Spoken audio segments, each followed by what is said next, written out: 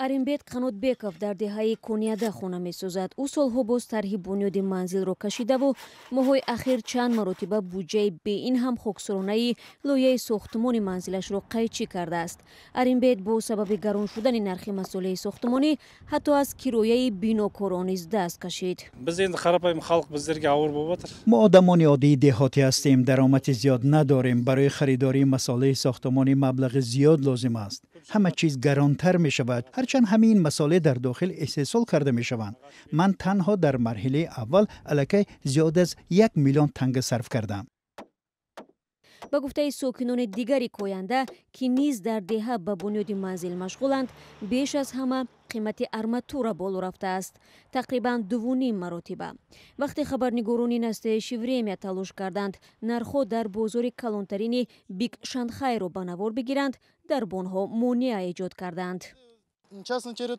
навор набардоред, охир инҷо минтақаи хусусӣ аст. ҳеҷ кас бароятон иҷозаи наворгириро надодааст.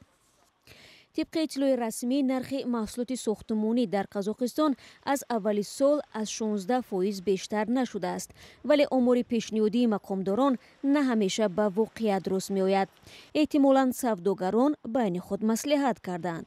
агентии ҳифз ва рушди рақобат ваъда додааст ки ин масъаларо таҳқиқ хоҳад кард.